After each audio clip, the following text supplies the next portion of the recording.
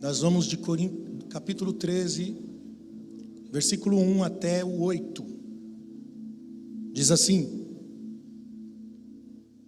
ainda que eu fale a língua dos homens e dos anjos, se não tiver amor, serei como o sino que ressoa ou como o prato que retine. Ainda que eu tenha o dom de profecia, saiba todos os mistérios, todo o conhecimento, e tenha uma fé capaz de mover as montanhas, se não tiver amor, nada serei. Ainda que eu dê aos pobres tudo o que eu possuo, e entregue o meu corpo para ser queimado, se não tiver amor, nada disso me valerá. O amor é paciente, o amor é bondoso, não inveja, não se vangloria, não se orgulha, não maltrata, não procura seus interesses, não se ira facilmente, não guarda rancor. O amor não se alegra com a injustiça, mas se alegra com a verdade. Olha só, o amor tudo sofre, tudo crê, tudo espera, tudo suporta. O amor nunca acaba, nunca perece, mas as profecias desaparecerão, as línguas cessarão, o conhecimento passará. Amém? Até aí, vamos orar? Pai, nós te damos graça mais uma vez pela sua palavra santa e bendita. Fala conosco, não o que nós queremos ouvir, mas aquilo que nós precisamos ouvir nessa manhã. Espírito Santo, fala comigo, Senhor. Eu te dou liberdade sobre a minha vida, Senhor. Eu preciso da tua palavra tanto quanto a igreja. Por isso ministra o nosso coração de forma especial, Senhor, em nome de Jesus. Amém? Pode se assentar, fica à vontade. Se o menino da mídia puder aumentar o meu retorno no fone, por gentileza. E se tiver um príncipe aí para trazer uma garrafinha de água aqui, eu agradeço. Glória a Deus. Irmãos, parece um amor impossível. Fala a verdade. Você ama nessa descrição que nós acabamos de ler aqui? Paciente, sem inveja, sem orgulho, que não procura seus interesses, que não guarda rancor. Quem ama nessa proporção aqui? Difícil. A maioria das pessoas, eu acho que todo mundo aqui, se podemos assim dizer, obrigado, viu, filho? 100% já feriu alguém que ama. Sim ou não? Quem já feriu alguém que ama aqui? Seja sincero. Todos nós. Porque Deus é o amor.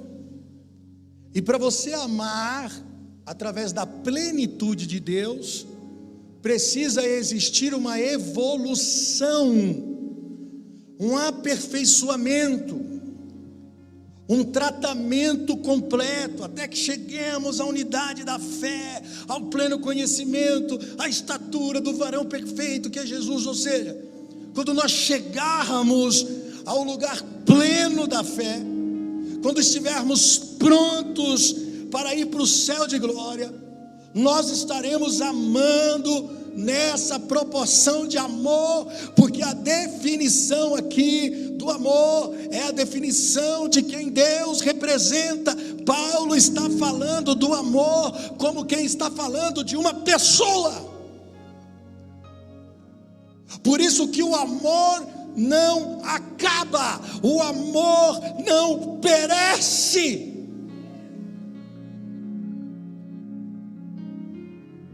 E aí eu quero entrar no que eu quero pregar para vocês aqui, porque sem o amor, tudo é em vão. Tudo que você está fazendo, tudo que você está projetando, tudo que você está calculando na sua vida, se não tiver amor, a Bíblia diz que é em vão. Ainda que você venda seus bens para dar aos pobres, se isso não for por amor, é em vão. Ainda que você tenha uma fé sobrenatural para transportar as montanhas de um lugar para o outro, se não tiver amor, a Bíblia está dizendo que é em vão. Nada disso me valerá. Por isso que a fé, esse é o tema da mensagem, a fé precisa evoluir para o afeto. Se a fé não evoluir para o afeto, ou seja, para o amor, não é fé. Por isso que o afeto, ele vai confrontar o principal sentimento caído do homem. Com a queda, nós ganhamos algumas naturezas, ou melhor, a natureza do pecado, munida de sentimentos pecaminosos. E o afeto vai confrontar o principal sentimento pecaminoso na nossa vida, o desejo da nossa carne. O amor me leva a viver em crise. Se eu não estiver vivendo em crise por estar amando, não é amor. O efeito mais poderoso do amor não é o prazer como muitos pensam. O efeito mais poderoso do amor é a angústia. A evidência principal de quem está amando é como um sentimento de morte.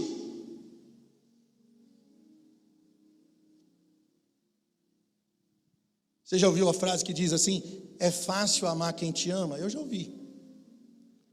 Você acha fácil amar quem te ama?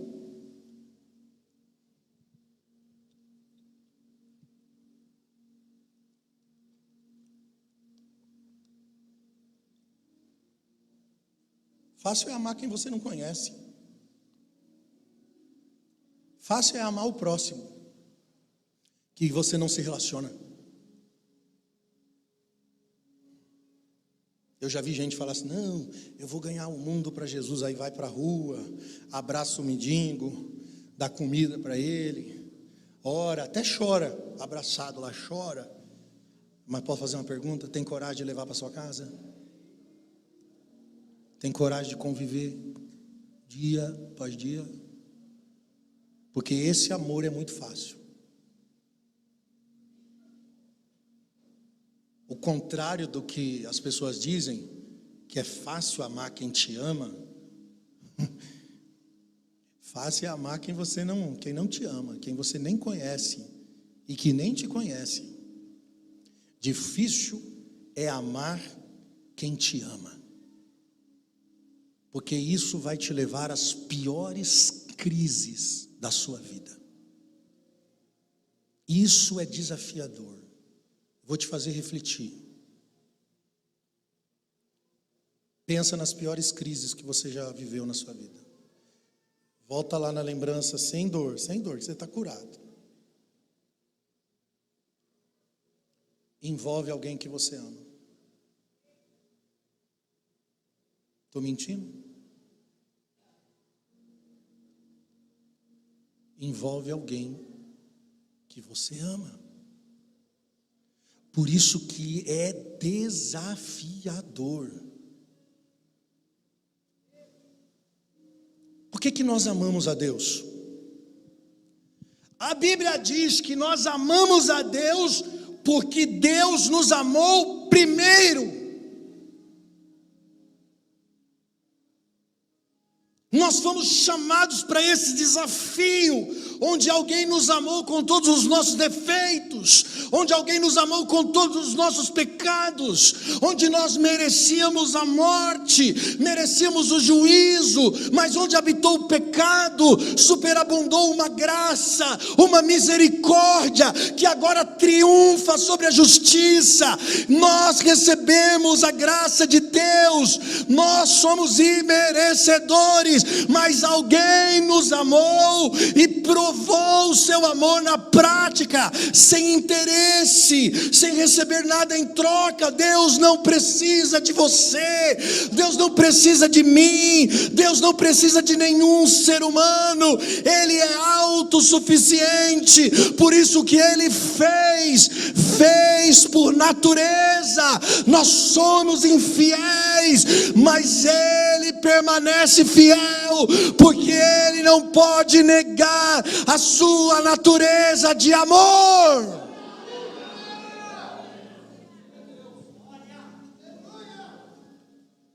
Por isso que todo discipulado de Jesus não tem a ver com informações. Você pode fazer o curso X, você pode fazer o seminário Y, você pode ir para a faculdade, para o seminário teológico, tudo isso é maravilhoso, é ótimo, vai buscar conhecimento, mas eu garanto para você que o discipulado de Jesus não envolve informações, mas envolve o que, pastor? Envolve o onde. O que está acontecendo, e se é ou se não é, para a formação de uma identidade. Deus não quer definir o que, nem o como. O que Deus quer é ser pai, é ser família. Por isso que a lei, segundo o próprio Deus, na sua palavra, disse que a lei não aperfeiçoou ninguém. Ué, mas quem que deu a lei? O próprio Deus. E quem disse que a lei não aperfeiçoou ninguém? Deus, usando seu profeta, usando seu apóstolo. Olha o que a Bíblia diz, palavras de Jesus, Mateus capítulo 5, versículo 19. Todo aquele que desobedecer um dos mandamentos, ainda que dos menores, e ensinar os outros a fazer o mesmo, será chamado de menor no reino dos céus. Mas todo aquele que praticar e ensinar os mandamentos, será chamado de grande no reino dos céus. Até aqui parece que fomos chamados para a liturgia da tese, da regra, do rito. Mas olha o versículo 20. Pois eu vos digo que se a justiça de vocês não for superior à dos fariseus, aos mestres da liturgia, os mestres da lei, de modo nenhum vocês entrarão no reino dos céus. Olha lá, pois eu digo, vocês ouviram o que foi dito.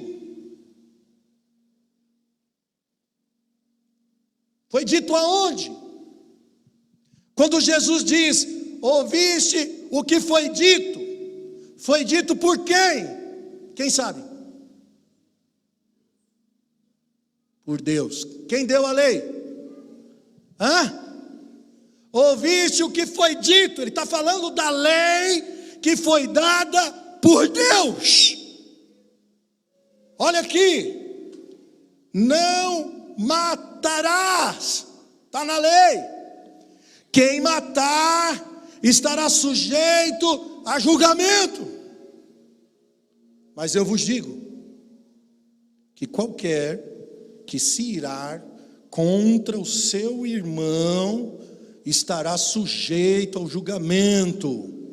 E também qualquer que disser ao seu irmão ou falar contra o seu irmão será levado ao tribunal. E qualquer que disser louco ou xingar ou qualquer outra palavra corre risco de ir para o inferno. Uau! Aí ele continua: portanto, se você estiver apresentando uma oferta diante do altar, e ali você se lembrar que o teu irmão tem alguma coisa contra você, deixa ali a sua oferta diante do altar e vá primeiro reconciliar-te com o teu irmão. Depois volte e apresente a oferta. Irmãos, preste atenção. Tudo começou aqui falando da lei. Aquele que desobedecer mandamento, tal, aquele que obedecer mandamento será grande no reino dos céus e tal. E aí ele começa a dizer: mas eu vos digo uma coisa: a justiça de vocês tem que ser superior aos dos mestres da lei. E aí ele começa a trazer clareza para nós. Ouviste o que foi dito? Ele mudou a lei? Quando Jesus pega a lei dada por Deus, ele está mudando a lei? Ele não está mudando a lei. Jesus está revelando a amplitude da lei. Sem o amor, a lei não tem valor. Eu vou repetir: sem amor, a lei não tem valor. Então não é liturgia, não é metodologia. E às vezes a liturgia ou a metodologia pode trazer resultados mais eficazes, que não transforma ninguém.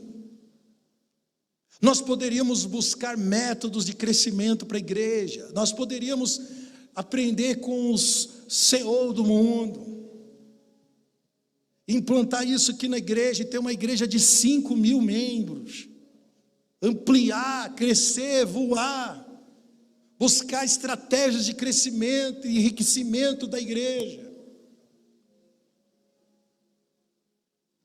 Sem amor, nada tem valor.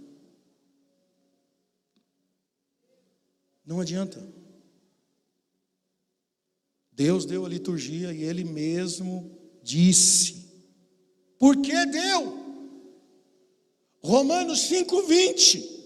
Paulo diz que a lei foi introduzida para que a transgressão fosse ressaltada, pois onde aumentou o pecado, superabundou a graça, a fim de que assim como o pecado reinou na morte, também a graça reine pela justiça, para conceder vida eterna mediante Jesus Cristo. Sabe o que Paulo está dizendo? Que a lei foi dada só por um motivo: para que o meu pecado, o seu pecado, a nossa transgressão fosse evidenciada, fosse ressaltada, para que a gente olhasse como se olhasse no espelho e tivesse clareza de verdade de quem nós somos.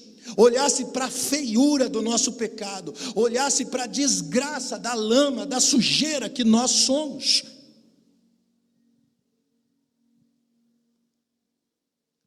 Porque não há avivamento sem arrependimento.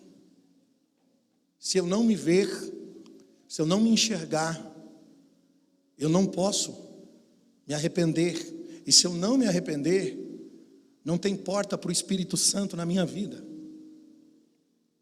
Por isso que o plano de Deus se dá na relação com pessoas que transbordam de pessoas para pessoas.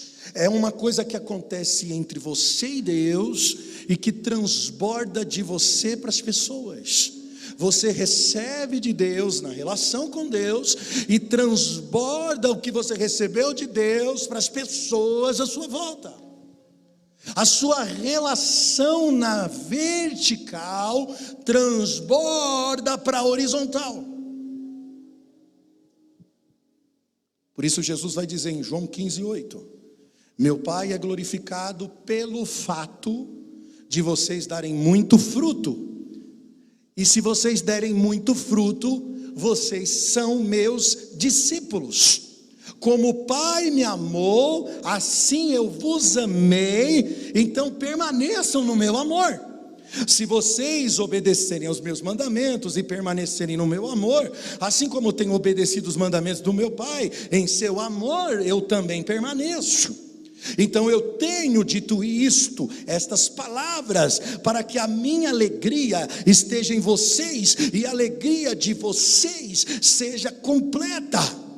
Por isso que o meu mandamento é este. Eu vou repetir, o meu mandamento é este: que amem uns aos outros como eu vos amei. Pois ninguém tem um amor maior do que este, daquele que dá a sua vida pelos seus amigos.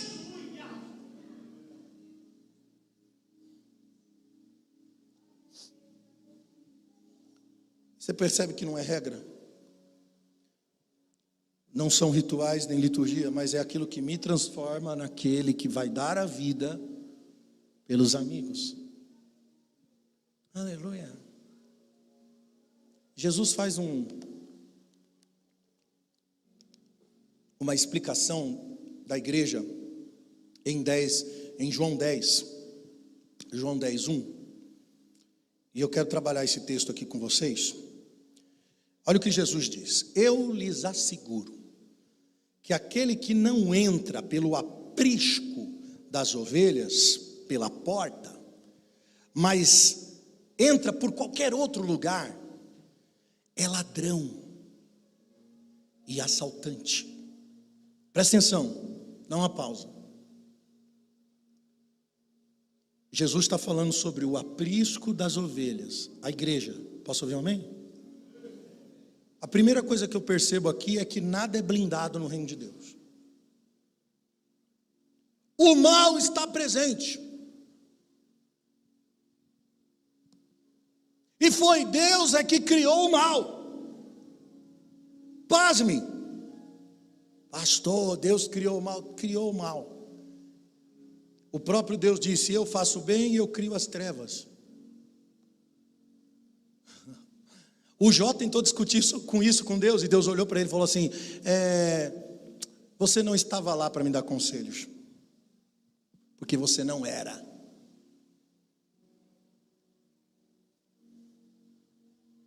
Então você está estressadinho com a família, com os parentes, está estressadinho com a igreja, está estressadinho com as pessoas.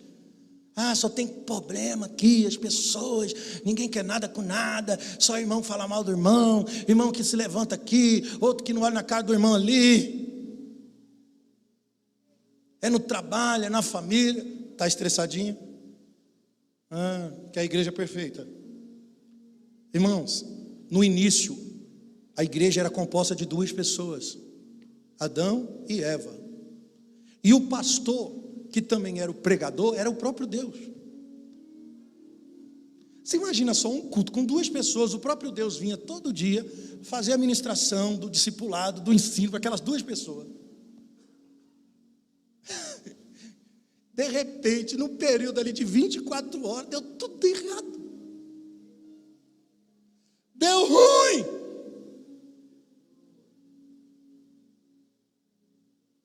E olha que os dois não tinham umbigo. Não tinham umbigo. Ninguém pode dizer que é maldição hereditária, porque não tinha umbigo. Então preste atenção no primeiro ensino. O amor não é para proteger. O amor é para dar segurança. E segurança, independente de não estarem protegidos. Você pode não estar protegido, mas no amor há segurança. ao ponto que nem a morte, nem a fome, nem a perseguição, nem o perigo, nem a espada, nem a altura, nem profundidade, nem anjo, nem demônio, nem a morte me separa. Eu não estou protegido, mas eu estou seguro. Esse é um ambiente de amor. Vou continuar o texto. Versículo 2. Jesus continua fazendo a figura da igreja. Aquele que entra pela porta é o pastor das ovelhas. O porteiro abre a porta e as ovelhas ouvem a sua voz.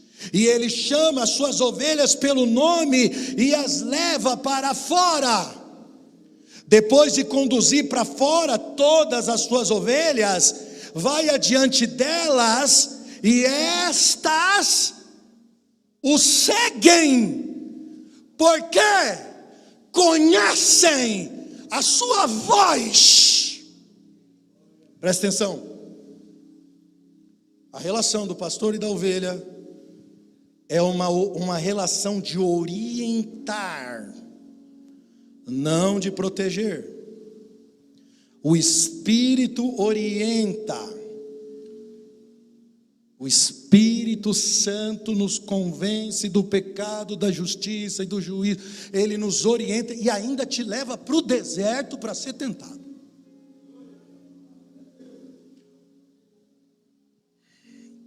Quem oferece ajuda é o diabo. Presta atenção. Deus orienta. Em nenhum lugar na Bíblia Jesus oferece ajuda. Mas em todo lugar em que o diabo, a figura, o personagem, o diabo aparece, ele aparece oferecendo ajuda. O diabo ofereceu ajuda para Jesus no deserto. A serpente ofereceu ajuda para o homem no Éden. Então, quando você precisar de ajuda, no lugar de buscar ajuda, busque orientação, para saber qual é o propósito do problema pelo qual você está vivendo, porque você está vivendo alguma coisa que você precisa viver. Então não é de ajuda que você precisa, é de orientação. Orientação que vai orientar aquilo que vai formar você. E homens e mulheres transformados não oferecem ajuda, oferecem orientação. É a diferença do conselho e do palpite. No conselho, a vontade de Deus é revelada. No conselho de Deus, existe um conceito que já foi formado na pessoa do Pai, do Filho e do Espírito Santo. Então, conselho não é como quem dá um palpite. Conselho é como quem já tem o manual da justiça pronto, preparado para dizer para você o caminho. O diabo é o palpiteiro que vai sempre oferecer ajuda para você.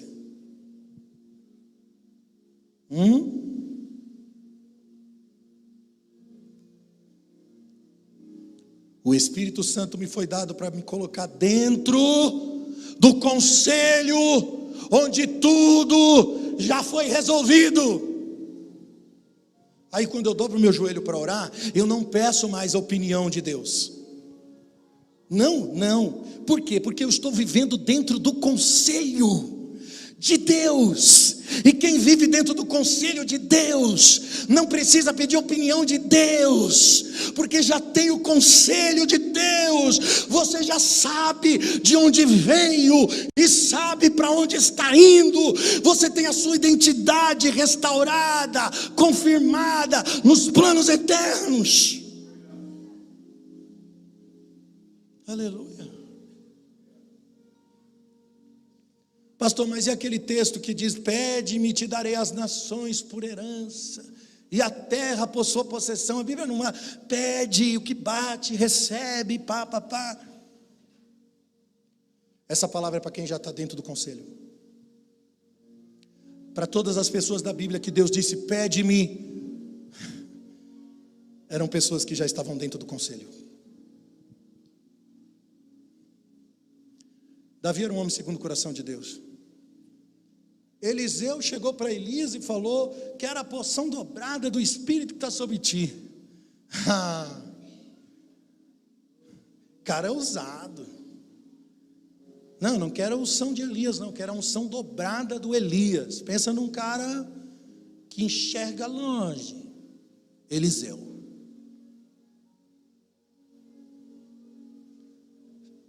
Se vires quando for tomado de ti, receberá, se não, não receberá.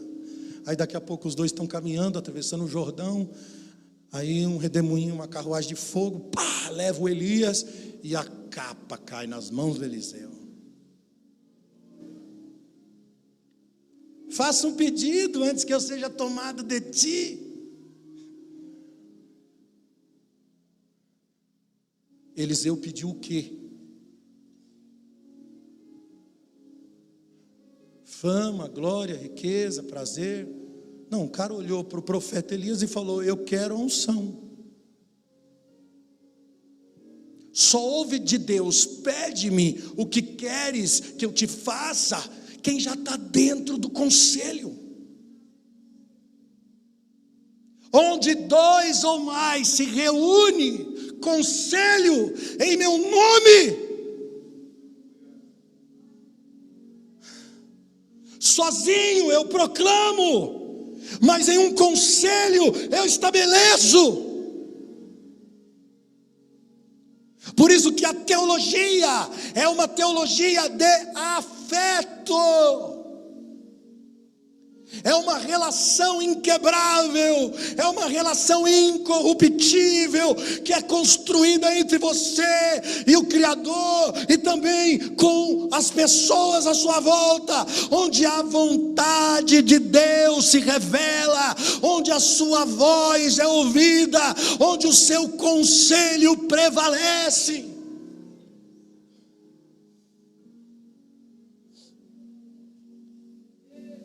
Relações inquebráveis, incorruptíveis. Sabe o que significa? Quando eu estou dentro do conselho, vivendo o plano de Deus para a minha vida, nenhuma ofensa, nenhuma contrariedade, eu não sou mais escravo de nenhuma carência, não sou escravo de nenhum desejo mais. E aí alguém pode errar comigo, que está tudo bem. O perdão está estendido. E não é perdão dado, acesso negado, não. É agora a gente vai construir com mais força a nossa relação. Agora a nossa casa vai ter uma muralha mais poderosa.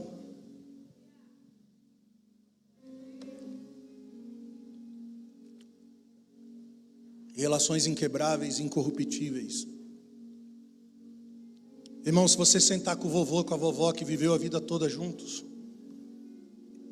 e se eles tiverem coragem de abrir para vocês os dessabores da vida, você vai perceber o quanto tiveram que suportar um ao outro para que a relação permanecesse e se tornasse inquebrável e incorruptível. E o quanto de perdão foi liberado transformou a relação numa muralha poderosa. Quanto mais perdão, mais muralha, mais proteção, mais estrutura, mais segurança. O amor vai se consolidando na entrega mútua.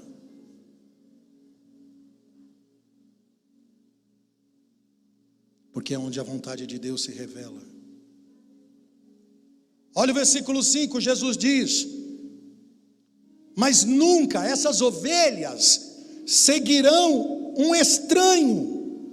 Na verdade, as ovelhas fugirão dele, porque não reconhecem a voz dos estranhos.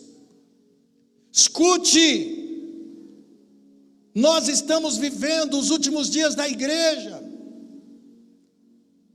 Estamos vendo um rito religioso, onde as pessoas têm comichões nos ouvidos, quando o conselho da palavra de Deus está sendo pregada. Aí o que essas pessoas fazem? Elas correm para o ritual mais atraente, mais confortável, mais sofisticado, mais moderno possível, que satisfaz o interesse, que realiza a sua vontade. Sabe, você procura a igreja que tem um culto bom.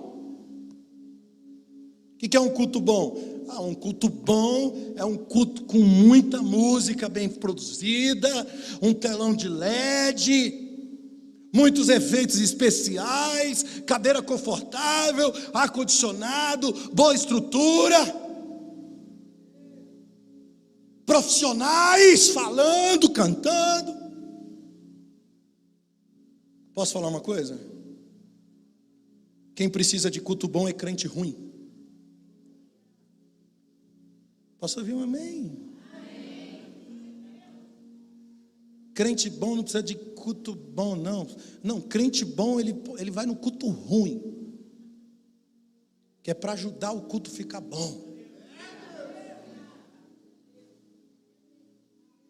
que é para servir a necessidade. Crente bom é aquele que quando vê uma necessidade, falando, está faltando isso, está faltando aquilo, não tem ninguém para limpar aquele banheiro, não tem ninguém para fazer aquele negócio. Não, eu estou aqui,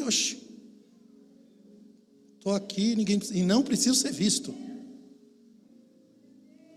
Crente bom precisa de culto ruim.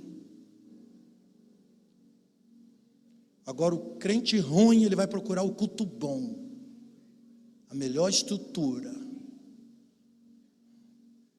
com área VIP. Aí esse crente ruim vai para a igreja recarregar a bateria do seu orgulho, a bateria do seu desejo, porque nesse culto bom tem alguém dizendo tudo que ele quer ouvir, que Deus vai te dar, que você pode sonhar, que Deus não vai deixar você sonhar, e não vai te dar. Aí Moisés viu a terra prometida e não entrou. Hebreus diz que os homens foram cerrados ao meio, mortos ao fio da espada, porque não aceitaram o livramento de morte. Estevão foi apedrejado. Aí tem alguém pregando para você que Deus vai dar tudo que você sonha e deseja, porque Deus existe para realizar as suas vontades. Deus existe para tampar o buraco da sua carência, para fazer você feliz. E é claro que Deus só vai fazer isso se o culto for bom, porque se o seu louvor for bom, se a tua oferta for boa, se a sua entrega for o suficiente, se chegar lá no trono, convencer a divindade, se você conseguir convencer a divindade que o seu culto é bom, você vai receber tudo o que você precisa, tudo o que você deseja será seu. Não, essa é a mensagem do diabo, pregada em nome de Jesus. Porque se prostrares e adorares, te darei os reinos do mundo. Quem prometeu isso? O diabo. Quem ofereceu recompensa em troca de adoração foi Satanás. E a idolatria funciona. Tem resultado, muito resultado. Por isso que você fala assim, você prega um trem desse para as pessoas, você fala, não é possível, eu já vi tantos sinais. Na macumba tem sinal, na umbanda, no candomblé, na magia negra, no espiritismo tem sinais, no catolicismo, tudo quanto é religião você vai ver sinais. Todo culto em troca de interesse funciona, irmão. Independente do rito religioso, da origem, idolatria, pode ser evangélica. Pode ser evangélica. A pergunta é, quem que realiza esses sinais? Ora, quem prometeu? Quem que prometeu? O diabo mentiu quando prometeu? Não, ele não mentiu. Ele enganou. Então ele dá o que você quer. Mas ele te engana quando ele te tira do propósito original, porque o que ele vai te dar não vai te satisfazer. Logo ele te enganou, porque no final você continua vazio. A riqueza não te deixa feliz, o dinheiro não preenche a sua angústia, não preenche a sua depressão, não muda você por dentro. Os bens materiais, o sexo, as drogas, qualquer coisa que você tentar preencher o vazio existencial da sua vida, o diabo está pronto para te dar. Ele vai te oferecer ajuda o tempo todo, mas ele está te enganando. Ele vai dar, é verdade que ele vai dar, mas é um engano, porque no final você vai sofrer.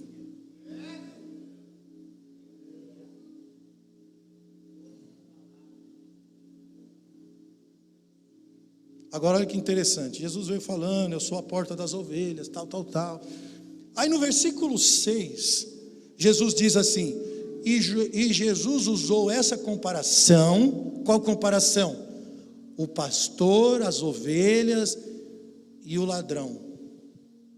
Mas a Bíblia diz, eles não compreenderam o que ele estava falando. Em outras palavras, não entenderam nada. Então, irmão, não repara se nós tivermos que falar da mesma coisa nos próximos 20 anos, sei lá quanto tempo, porque talvez você está pensando que as coisas acontecem assim, pá. Num culto, está tudo resolvido. O processo de transformação é uma mudança de dentro para fora. E às vezes eu me sinto assim, eu estou falando, parece que estou falando grego. Eu estou pregando, daqui a pouco você senta com a pessoa para tratar um problema que eu já preguei umas milhões de vezes, e a pessoa não está ouvindo o que foi pregado, porque não está entendendo. Olha Jesus no caminho de Emaús, depois da ressurreição. Irmãos, ele andou 12 quilômetros de distância, conversando, pregando, uma pregação expositiva. E a Bíblia diz que o coração daqueles homens queimavam, ardiam, enquanto ele lhes falava as escrituras, mas não entenderam. Que às vezes o culto pode ser cheio de fogo, assim, o coração está queimando, ardendo por dentro. E ainda assim você não está entendendo nada.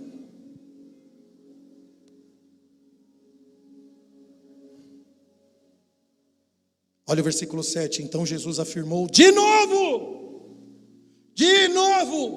Ele repete as mesmas palavras. Digo a verdade, eu sou a porta das ovelhas. Todos que vierem antes de mim eram ladrões, eram assaltantes, mas as ovelhas não os ouviram. Eu sou a porta, quem entrar por mim será salvo. Entrará e sairá, entrará e sairá, e encontrará pastagem. Jesus me tira de um ambiente protetivo, infantil. Ele me tira de um ambiente protetivo, infantil, e me coloca num lugar onde eu tenho segurança de entrar, mesmo que seja um ambiente de risco, para que eu possa cumprir o meu propósito. Um ambiente de desígnio, um ambiente de vocação.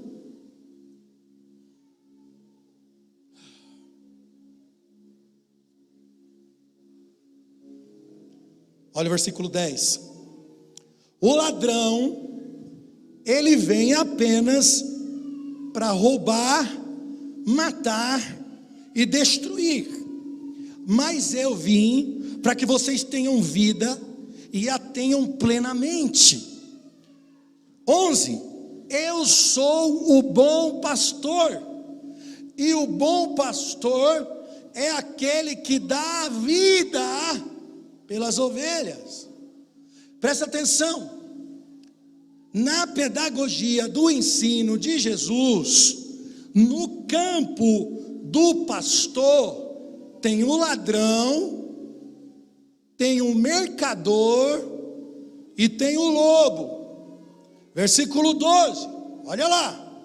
O assalariado, que é o mercador, não é pastor, a quem as ovelhas pertencem.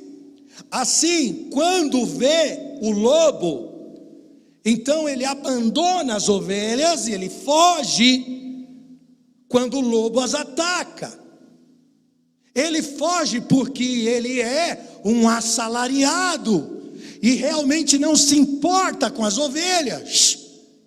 Eu sou o bom pastor, eu conheço as minhas ovelhas e elas me conhecem. Assim como o pai conhece o filho, assim como eu conheço o pai e dou a minha vida pelas ovelhas.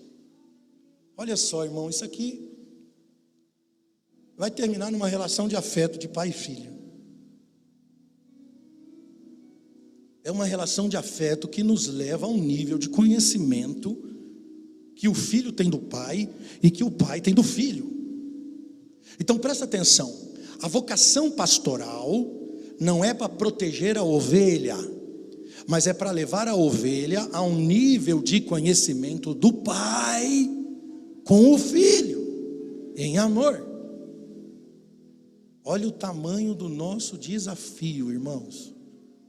Olha o tamanho do nosso desafio. O desafio da igreja não é ser salvo para ir para o céu. Ei, grave isso, pelo amor de Deus. Porque a vida inteira a gente achou que a missão era ser salvo para ir para o céu. Ah, eu ganhei não sei quantas almas para Jesus. Você não ganha nada para Jesus, você tem que ganhar a sua alma para Jesus. Se você ganhar a sua alma, está ótimo. E as pessoas acham que tem mérito de salvação porque alguém ergueu as mãos para Jesus. E aí nós estamos focados em ganhar almas, como se a missão fosse para o céu. Irmão, Deus não está interessado em culto. Por quê? Porque lá no céu já tinha culto. Se Deus quisesse culto, nós não estaríamos aqui, nós estaríamos lá com os anjos. Deus não quer ser venerado, porque venerado ele já é. Ele já tem veneração na eternidade. Deus não quer ser louvado, porque lá no céu tem serafins, querubins, arcanjos que louvam: santo, santo, santo, santo é o Senhor.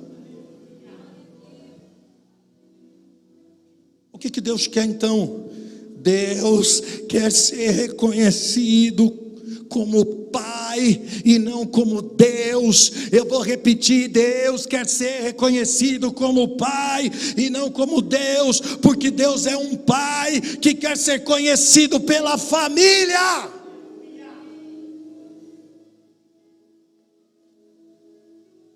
E o conselho decidiu isso.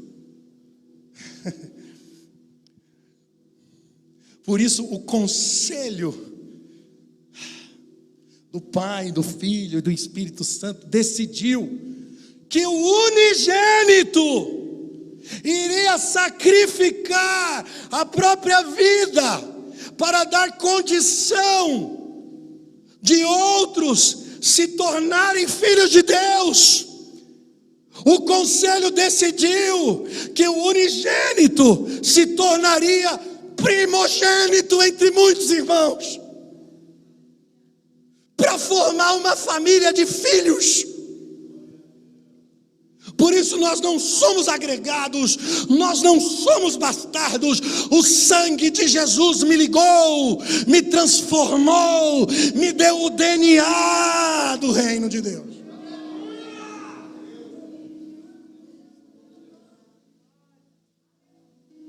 Jesus continua no versículo 16: eu tenho outras ovelhas que não são desse aprisco, é necessário que eu as conduza também. Elas ouvirão a minha voz. Haverá um só rebanho, um só pastor. Por isso é que o meu Pai me ama, porque eu dou a minha vida para retornar torná-la. Ninguém a tira de mim, mas eu a dou por minha espontânea vontade. Tenho autoridade para dar e tenho autoridade para retomá-la. Esta ordem eu recebi do meu Pai. Olha aqui a vontade de Deus implícita para nós. Todo filho de Deus é aquele que vai oferecer a sua vida em favor do próximo filho. Porque foi isso que Jesus fez, sendo o unigênito, ofereceu a sua vida para se tornar o primogênito entre outros. Então o que é amar o próximo? Amar o próximo não é amar quem está perto, que a gente pensa que amar o próximo é amar o próximo que está na minha frente. Amar o próximo é você entregar tudo que você carrega em favor de gerar o próximo filho de Deus. É você sacrificar a sua vida em favor de gerar o próximo filho de Deus. É sacrificar a sua exclusividade para se tornar o penúltimo. Cara, Jesus sacrificou a exclusividade, o unigênito. Quando você ama o seu próximo, você está imitando Jesus, porque você está sacrificando a exclusividade, você está sacrificando o privilégio para se tornar o último em favor do seu irmão, para se tornar o último, vou repetir, em favor do seu irmão. Por isso que Jesus disse: quer ser o primeiro? Sacrifica tudo para ser o último, em favor do seu irmão.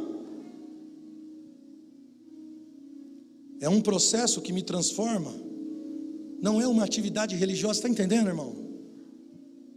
Não são rituais de passagens. Quem é o meu próximo? Perguntaram para Jesus, quando Jesus disse sobre cumprir o mandamento de amar o próximo. Quem é o próximo? Aí Jesus conta a história do samaritano, que você já conhece. Quando um homem é espancado no meio do caminho, tal, passa o levita, de largo passa o sacerdote e tal, mas o samaritano bota o ferido na cavalgadura, trata com azeite e vinho e leva para uma hospedaria. Quem é o próximo? Aleluia.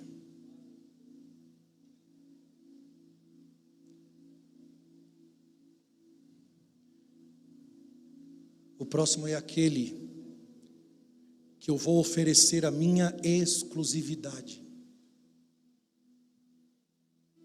Eu vou oferecer a minha exclusividade para qual motivo? Qual que é a intenção?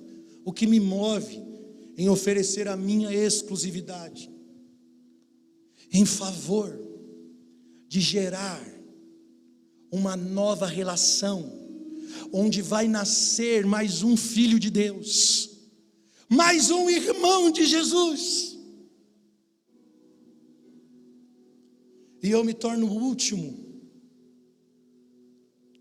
para gerar mais um filho de Deus. Você está entendendo? Salmo 23:1 diz que o Senhor é meu pastor, de nada terei falta. Nada me faltará no sentido de quê? De que eu cumprirei o meu propósito. Tem gente que acha que nada vai me faltar. Não vai faltar dinheiro, não vai faltar comida na mesa, não vai faltar mistura, não vai faltar danoninho, não vai faltar bifinho, não vai faltar meus prazeres, meus passeios. Ah, o Senhor é meu pastor, nada me... Não vai faltar no sentido de que você vai cumprir todo o propósito do Pai. Você terá todas as ferramentas. E qual que é o propósito? Qual é a ordem que eu recebi do meu Pai? porque ele usa a figura do pastor e da ovelha para falar de uma relação de pai e de filho. Aí Jesus fala do tipo de relação de pastor e ovelha, para falar do nível de conhecimento de um pai com o filho. Aí ele fala do absoluto do amor, usando uma figura de ovelha, onde ele diz: as minhas ovelhas me seguem.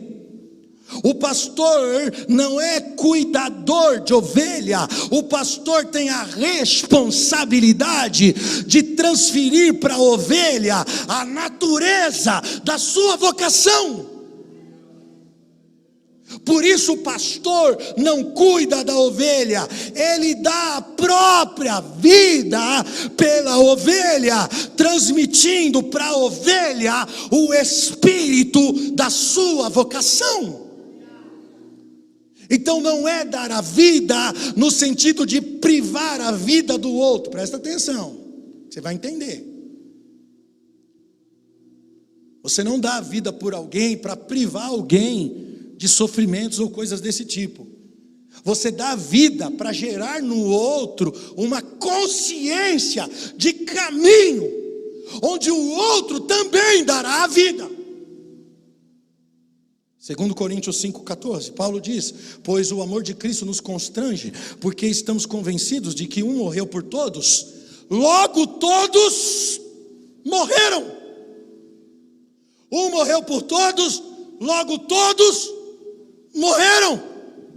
Ele morreu por todos, para que aqueles que vivem não vivam mais para si mesmo, mas para aquele que morreu e ressuscitou. De modo que agora em diante a ninguém mais conhecemos segundo a vista humana, ou seja, não conhecemos ninguém pelos seus defeitos, não conhecemos ninguém pela sua carnalidade, porque Jesus deu a vida por mim, para que agora eu morra também. Por quem? Pelo outro. Por isso, quando eu olho para o outro, eu não o conheço mais segundo a sua carnalidade, eu o conheço segundo a missão do reino de Deus. E eu tenho uma vocação. Qual que é a minha vocação? Morrer pelo outro. O bom pastor não deu a vida para privar eu e você de alguma coisa, mas para que pela relação de amor eu também decida morrer pelo outro.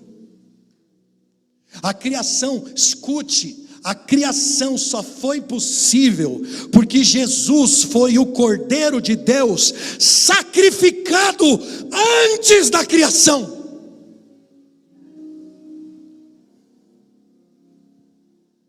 O Cordeiro é sacrificado em favor de formar o ser humano. E qual que é a formação deste ser humano, filho de Deus? Todo filho de Deus formado tem uma natureza de cordeiro. Então, a identidade de todo filho de Deus é a identidade de um cordeiro. Você nasce ovelha. Você nasce ovelha, e aos cuidados do bom pastor que dá a vida por você, você se torna cordeiro. Não, eu vou repetir. Você nasce ovelha, mas aos cuidados do bom pastor que dá a vida por você, você é formado em cordeiro. A ovelha não existe para ser salva. E o pastor é aquele que vai garantir que a ovelha não morra fora do seu propósito, mas vai garantir que a ovelha morra cumprindo o seu desígnio como cordeiro.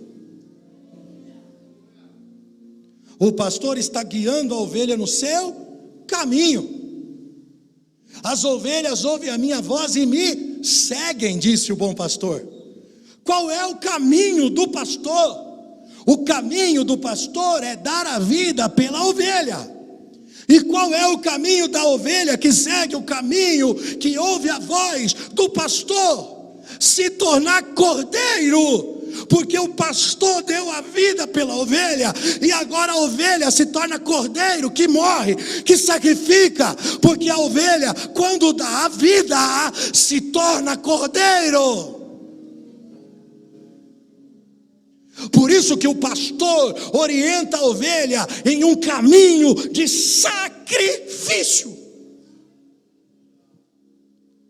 Irmão, e se o Senhor for meu pastor, Salmo 23, se o Senhor é o meu pastor, não terei nenhum tipo de carência, de nada terei falta. Por quê? Porque eu estou pronto para entrega. O Senhor é o meu pastor e agora eu sou alguém que não tem falta de nada.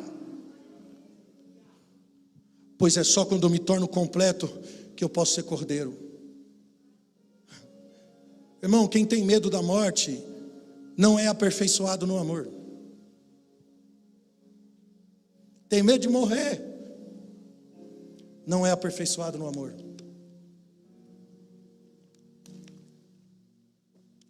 Quem tem medo de morrer está sempre se privando, se guardando, se priorizando. Você nunca será aperfeiçoado no amor. Agora, se eu for completo, irmão, tá bom, já era, não morro mais.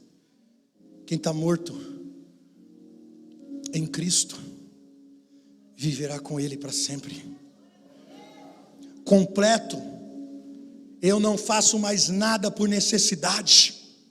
Completo, as minhas ações, as minhas obras não são por direito, não são por interesse nenhum. Eu faço porque eu estou dentro do conselho de Deus, onde eu posso cumprir o seu propósito.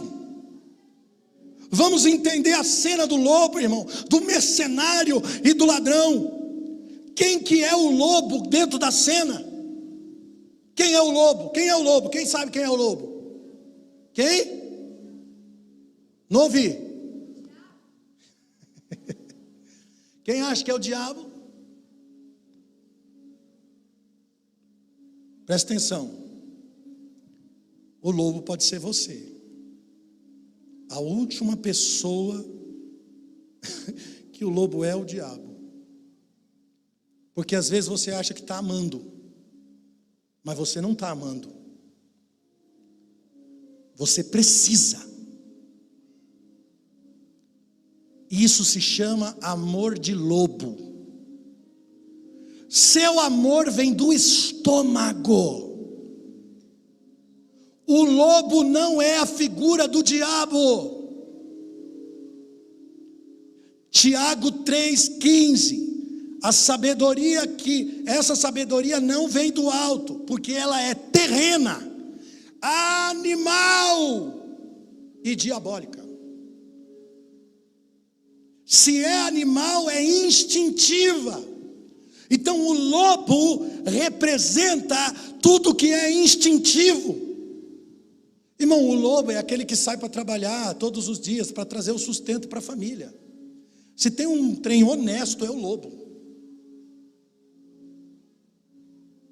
Ele vai defender a sua matilha. Só que é o lobo que mata a ovelha. E toda relação que está baseado na necessidade, no interesse, é aquela que vai matar a ovelha. Não, eu vou repetir. O lobo é instintivo. Você pensa que ama, você não ama. Você tem interesse. É amor de lobo.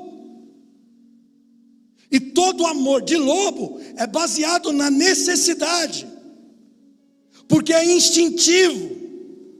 Vem do estômago. Irmão, eu crio cachorro. Quem bota comida para o cachorro é o Deus do cachorro. Quem enche o prato do cachorro é o líder, é o mestre do cachorro.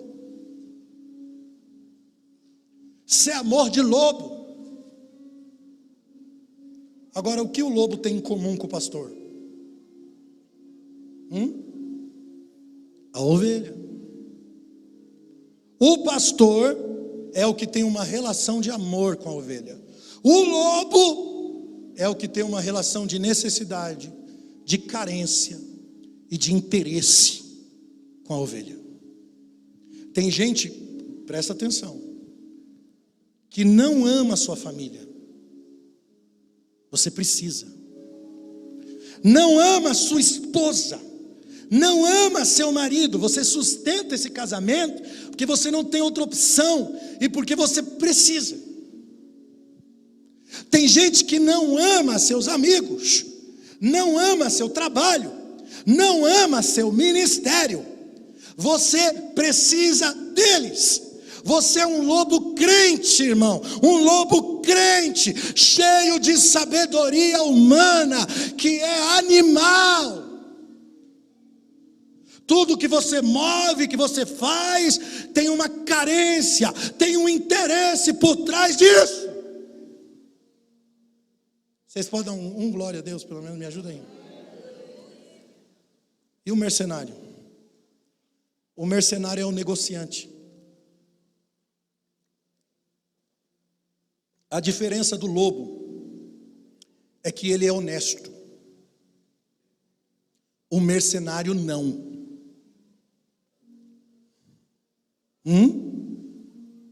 O mercenário é assim: se a igreja não dá o reconhecimento que ele acha que merece, ele muda de igreja. Ele é negociante. Se ele é músico, faz parte da banda, ele muda de estilo musical para fazer o que está dando hype, o que está dando no momento. Se é pregador, ele prega não o que ele acredita, ele prega o que está dando ibope. O mercenário, ele é convincente. A psiquiatria diria que ele é psicopata, na melhor das hipóteses, um narcisista. Porque a sabedoria humana é animal, terrena e demoníaca. O lobo deseja, grava isso. O mercenário cobiça e o ladrão rouba. É uma evolução desgraçada essa. O melhorzinho é o lobo, que pode evoluir para mercenário e terminar como ladrão. O lobo faz como quem deseja, o mercenário faz como quem cobiça, e o ladrão faz como quem usurpa. O ladrão, irmão, ele pensa que tem o direito. Você, quando chega na posição de ladrão, é aquele que pensa que tem o direito, ele não tem afeto. Você acha que a pessoa está servindo por afeto, você vê a pessoa fluindo, você acha que é por amor, mas está fazendo por quê? Está fazendo por interesse, está fazendo porque tem uma cobiça, está fazendo porque acha que tem o direito de receber de volta. E aí a Bíblia diz que isso aí é demoníaco, e as pessoas estão achando que é amor. Existe uma crise de identidade no lobo, existe uma crise de identidade no mercenário, no ladrão, e ele só quer compensar essa crise, só quer preencher o buraco da sua infelicidade. Por que é demoníaco? Porque foi a ideia do diabo, foi ele que ofereceu no deserto. Por que você não usa o poder que você tem para resolver aquilo que você precisa? Foi o diabo que disse isso. Usa a sua arte, usa a sua inteligência, usa o seu dom para alcançar aquilo que te interessa, usa a sua dedicação, usa o seu trabalho, para que vai dar a você o reconhecimento daquilo que você merece, irmão.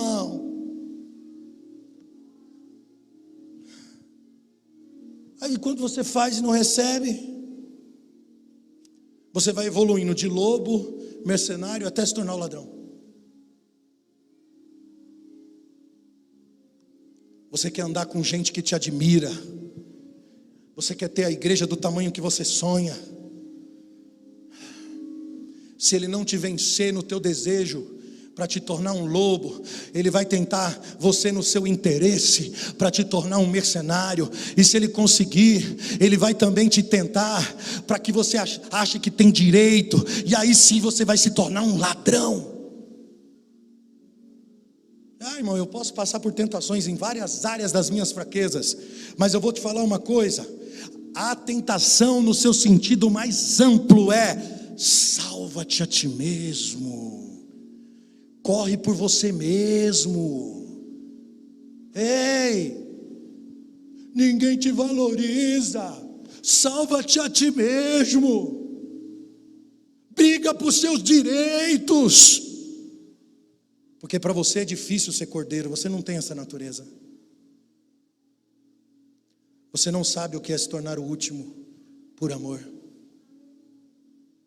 Você está sempre discutindo. Porque isso, porque aquilo, quem pode, quem não pode, o que é certo, o que é errado, quem merece, quem não merece. Salva-te a ti mesmo é anticristo, porque morreram os afetos. Quando você salva a si mesmo, é porque não ama mais o outro. E aí você vai viver no direito de se poupar. Aqui, irmão, você está no lugar mais longe que você poderia ir do propósito de Deus para a sua vida. E até no último momento em que Jesus estava na cruz como Cordeiro de Deus, o diabo ofereceu: salva-te a ti mesmo. Você vai ser tentado a desistir do seu propósito. E ele vai te tentar fazendo alguma coisa para tentar te salvar. Você vai ser tentado a salvar a si mesmo. Dá ordem aos anjos a teu respeito, para que te salvem, te sirvam. E quando você estiver no lugar mais próximo de cumprir o propósito de Deus na sua vida, presta atenção. Quando você estiver próximo de consumar todo o propósito de Deus na sua vida, a última coisa que você vai conseguir ver é Deus tentando salvar você, ao ponto de naquele momento você dizer: Deus meu, por que me desamparaste? Naquele momento você vai dizer: nas tuas mãos entrego o meu espírito.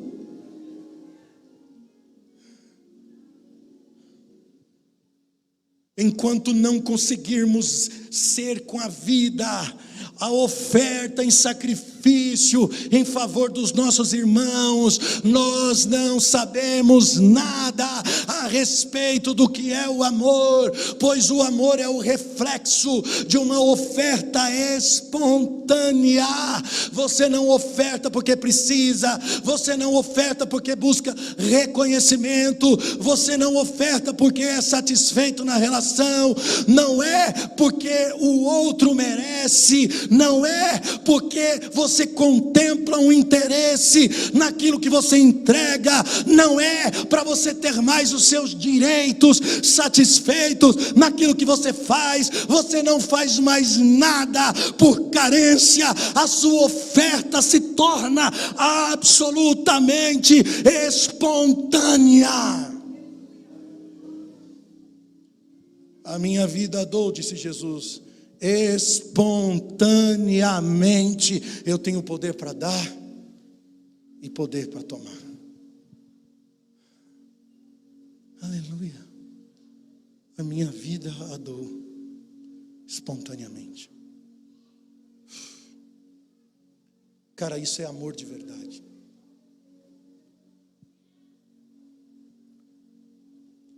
Quando as suas relações estão baseadas num termo de condições, você não sabe o que é amor. Jesus entrou na casa do cobrador de imposto, do adúltero, da adúltera. Ele nunca julgou ninguém pelos seus atos. Porque nenhuma relação está baseada no que as pessoas fazem. As pessoas são transformadas de acordo com o sacrifício de entrega que eu faço em favor delas. O adúltero vai deixar de ser adúltero o dia que você tratá-lo com amor. A prostituta vai deixar de ser prostituta no dia que você não enxergá-la mais como uma prostituta. Nós não entendemos isso, mas a nossa religiosidade nos faz criar o nosso senso de justiça, o nosso padrão independente, e nos tornamos sepulcros caiados, belos por fora e mortos por dentro.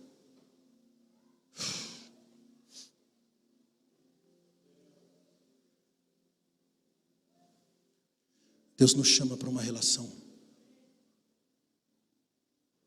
Não são rituais, irmãos. Não é ofertar para receber. É ofertar porque de forma espontânea, por amor. Quem entende o que eu estou falando? Não seja escravo dos seus desejos e vontades. Não seja no aprisco, o lobo, o mercenário, nem o ladrão. Aleluia. Olhe para o teu coração. Irmãos, um homem de Deus, uma mulher de Deus, é alguém que consegue olhar para dentro de si todos os dias e questionar-se. Questionar os seus interesses. Questionar as suas motivações. Seus julgamentos. Se colocar na balança da justiça de Deus todos os dias e Deus me pesa na tua balança. Vê se há justiça em mim. Se a nossa fé não evolui para os afetos, não é fé.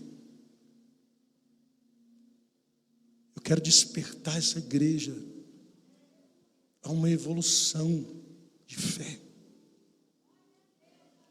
Não, estou falando sério. De nós corremos uns pelos outros. De nós nos unirmos para levantar o irmão. Nós vencemos as barreiras da indiferença. No lugar de sentir inveja, ciúme, sei lá o quê, por alguém, não, se una para ser aquele que celebra o caminho do outro, com um coração livre, porque você pode ser um assassino de ovelhas, irmão, cuidado.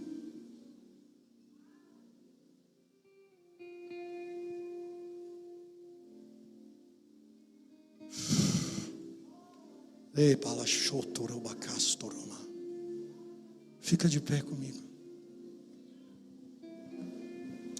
Orianda.